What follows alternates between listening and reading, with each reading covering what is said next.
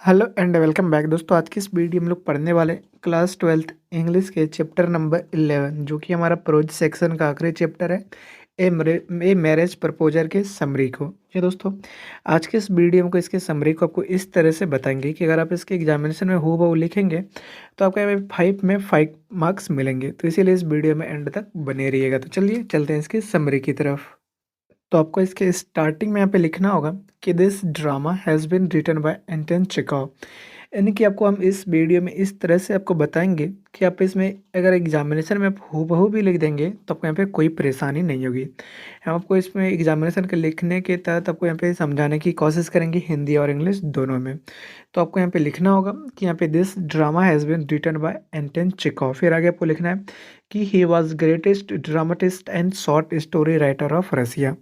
यानी कि वो कहना ही इसका हिंदी यहाँ पे हुआ कि इस नाटक को एंटन चेखव के द्वारा यहाँ पे लिखा गया है। वह रूस के महान नाटककार एवं लघु कथाकार थे। फिर आगे आपको इसमें लिखना है कि a marriage proposal is a beautiful drama that is a comedy. यानी कि एक बहुत ही अच्छा नाटक है जो कि यहाँ पे एक कॉमेडी यानी कि कॉमेडी टाइप का ये नाटक है। There are 3 character in this drama. इस कैरेक्टर में यहाँ पे 3 पात्र हैं।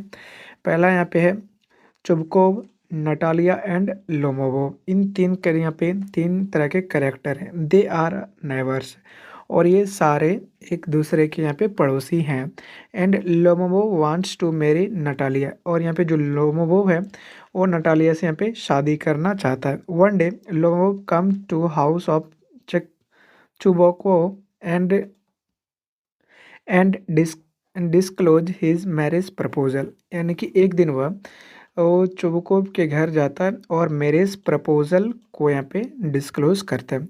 And Chubukov become happy to know it और यहाँ पे इसको जानकर चुबुको खुश होता है। Natalia had got property from her ex grandfather और नटालिया के पास जो उसकी प्रॉपर्टी थी उसके ग्रैंडफादर के द्वारा उसको दिया गया था। He was known as Ox Meadow property और ये जो था वो यहाँ पे ऑक्स मिडो यानी कि बैल खलिहान के रूप में जाना जाता था। फिर आपको इसमें आगे लिखना है कि Lomov and Natalia agree with each other on the name of property. तो यानी कि जो नटालिया और लोमोवो था वो यहाँ पे एग्री हो जाता है। And in the meantime Chubukov become senseless. यहाँ पे चुबुकोव सेंसलेस हो जाता है। After some time he came into sense. कुछ समय के बाद वो अपने सेंस में आता है।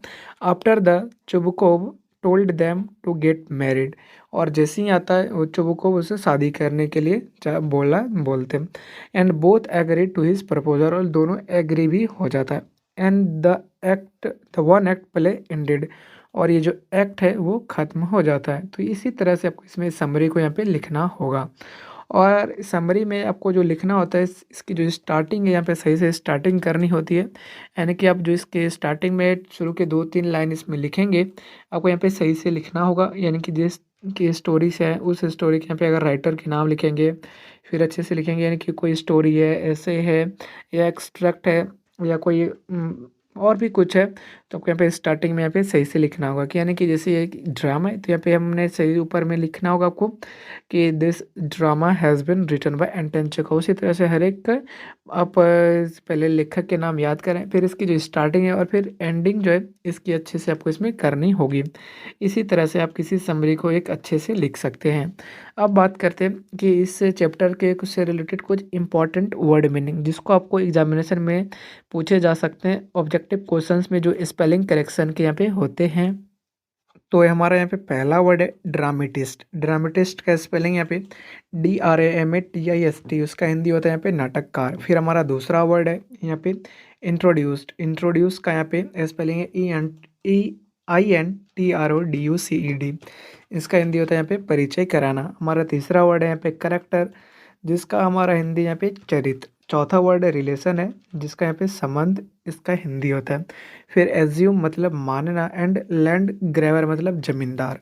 शॉक मतलब झटका लगा एंड कन्वेंस मतलब समझाता है एंड एंसेस्टर मतलब पूर्वज और प्लीज्ड मतलब खुश। इन सारे वर्ड को आप याद कर लीजिए। कहीं ना कहीं एक वर्ड इसमें पूछे जा सकते हैं स्पेलिंग करेक्शन में आपसे एग्जामिनेशन में। तो दोस्तों आज के इस वीडियो में आपको ए मैरिज प्रपोजल की समरी को आपको बताने की कोशिश की है, तो आपको कैसे लगे मैं कमेंट और लाइक करके ज़रूर बताइएगा, क्योंकि आप लोगों का कमेंट और लाइक हमारे लिए मोटिवेशन का काम करता है, तो आप लोग ज़रूर हमें मोटिवेट करेंगे। तो मिलेंगे आप लोगों से इसी प्रकार की इंफॉर्मेटिव और नॉलेजेबल वीडियो के साथ आगे। तब तक के लिए आप लोगों से यहाँ पे विदा लेते हैं। जय हिंद।